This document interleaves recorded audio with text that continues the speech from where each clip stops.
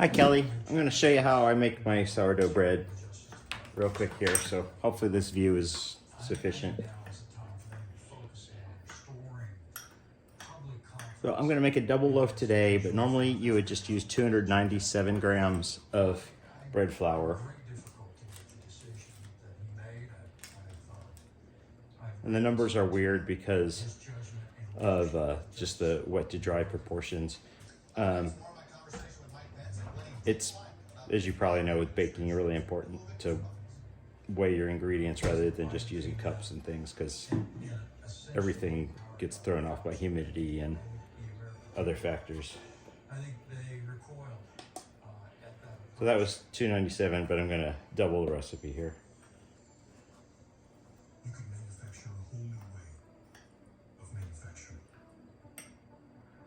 You could disrupt buying habits before they disrupt your business. You could fire up a new generation of startups and fuel the search for what comes next. So, what are you waiting for? Go. All right. Baker Tilly. So that's just a good high quality, high protein bread flour. I use King Arthur, but regular bread flour from the grocery store is fine too.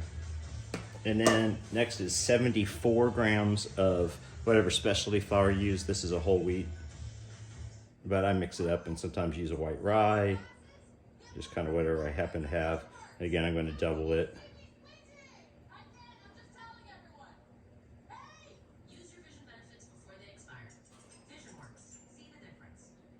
Living with eczema, we're used to this feeling. It's time your skin gets used to a different one. With Sourdough. For the treatment of mild to moderate Okay, eczema, that's 148, but again, you'll just use 74. significantly reduced itch. Fast.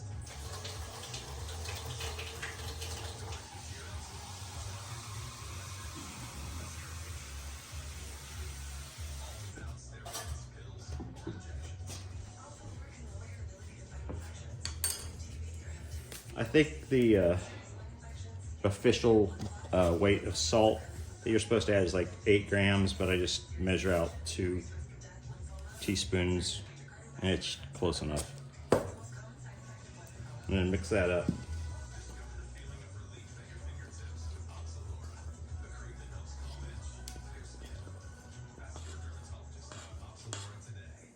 Dad was a hard worker. He used to do side jobs, installing windows, charging something like $100 a window. Another guy would charge him $400 or $500. He just didn't want to do that. He was proud of the prices of charging. Yeah. I'll switch to a bigger bowl. Instilled in me, always built me up. Being proud of him, being proud of the fair price. And then Katie was really proud of me. Kind of forgot I was doubling the recipe. All right. And you want a nice bubbly sourdough. I started this last night. I fed my starter last night. It probably has settled down a little bit, so it's not at its peak, but it's still, as you can see, nice and bubbly and foamy in there. So it's going to be 75 grams of sourdough starter. Whoops. Given his own role as leader of the White House coronavirus task force, that Dr. Fauci has been so vilified on the right. I think in the early days of the coronavirus task force, Dr. Fauci was a great source of comfort to millions of Americans. He had an easygoing bedside manner, great communicator at the podium. Maybe a little heavy on my starter. I forgot to tear my scale. A good rapport. Okay. And so 75 grams, and then I do about 260 to 265 grams of water. He was always the first one to say, I'm the scientist at the table. I'm going to tell you what the scientific perspective is. But even almost So it'll be invariably, 530 for 2. President, you have a lot more to consider than just that. You have to think of the broader impact on the American public and on the country Is as that a right? whole. Yeah. And so And I went a little over. he made an enormous difference in the development of a very balanced. All right, I'm in a rush and I'm screwing stuff up here. igniting the entrepreneurial All right. spirit of companies So once you have all the starter and the water in there, it just gets mixed up into kind of a big sticky ball that you're going to let proof for about an hour. And then you'll begin a series of 2 to 3 kind of stretch and fold sessions, which forms the gluten. And then it'll rest overnight in the refrigerator and bake tomorrow morning. Actually, that's it right. That was the doctor approach. And I think when President Biden came in and essentially empowered Dr. Fauci, I think the American people, I think they recoiled at that approach.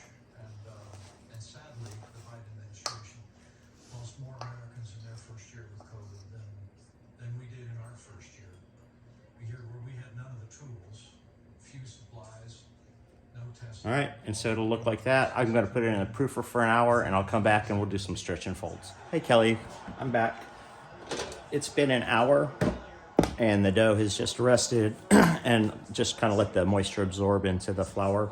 And so at this point, I'm going to do the first set of what's called stretch and folds. And I've washed my hands, and basically all the technique is you kind of loosen up the dough, kind of pull it out, and fold it over. And this is a big amount, so a single loaf isn't nearly as dramatic. But as you kind of go around each quarter, you pull it, stretch it together. And the first time it might take a few more stretches. Usually subsequent stretch and folds, I only do like 3 or 4 folds. But you can already kind of see it starting to smoothen up, and you see how there's gluten forming. It's becoming more tense and less stretchy.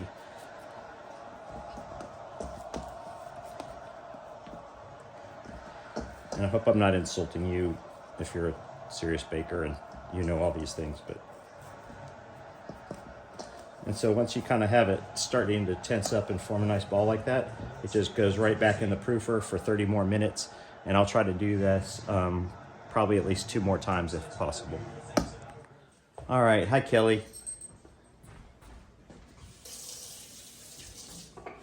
Next step here is the actually forming the loaves, and this is kind of a 2-step process, so I'll record 2 videos of it. But anyway, I just kind of prep my area.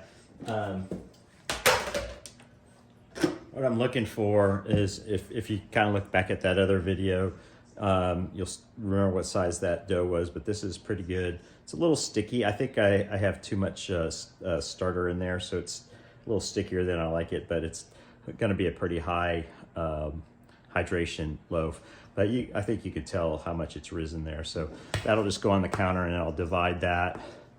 And I'm going to do something called pre-shaping it, where basically you just form it into smooth balls and let it rest. It's supposed to let the gluten kind of relax before you final shape it and put it into bannetons, which is what we'll do for the refrigeration proofing step. They call it a retard.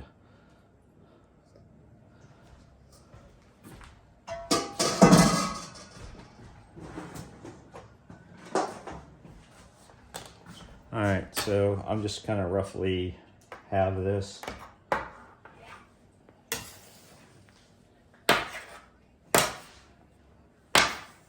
And I'm just gonna kind of shape this into balls, get rid of some of these obvious air pockets.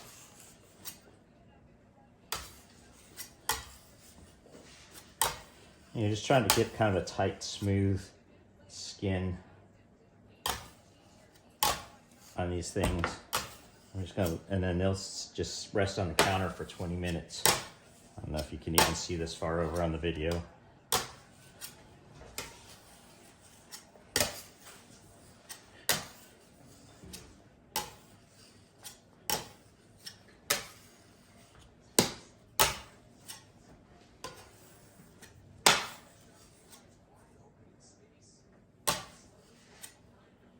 All right, so those are just gonna sit there on the counter for 20 minutes, and then I'll come back and we'll shape them. All right, Kelly, it's been 20 minutes, and I'm getting ready to do the final shaping on these loaves. There's a million ways to skin a cat. I'm going to do one round loaf and one rectangular loaf because that's what I have as far as bannetons. I put rice flour in each of these just to kind of prevent some of the sticking and stuff. So I'm going to get one of these out of the way. And we'll start with this one. I'll do the rectangular first. And there's like so many different ways to shape these loaves. Supposedly it helps make a nice final shape when you bake it if you do it just right.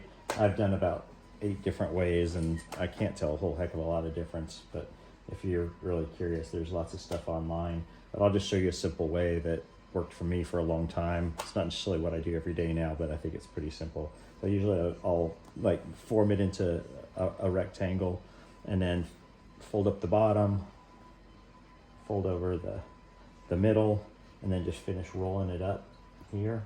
And then you'll have this seam and then kind of the donut ends. And so I pull these donut ends kind of out, up and around, and then do what they call a stitch, where you grab in these loose sides here like that, just kind of shaping and pitching everything up into that final shape.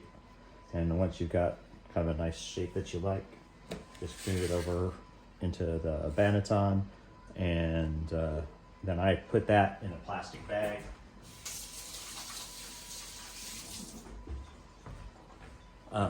So it helps keep it from drying out over the next 12 hours or so, that it's gonna retard in the fridge before we bake it.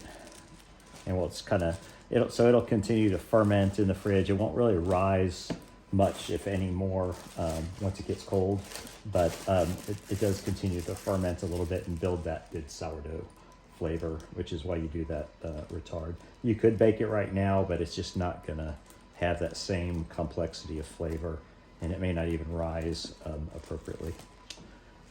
All right, and a round loaf does it a little bit differently. I still kind of shape it into a square or rectangle.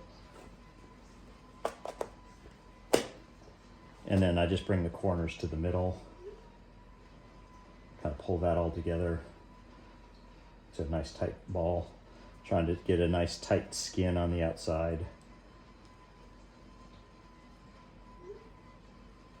And again, I'll move that into this pre-floured banneton.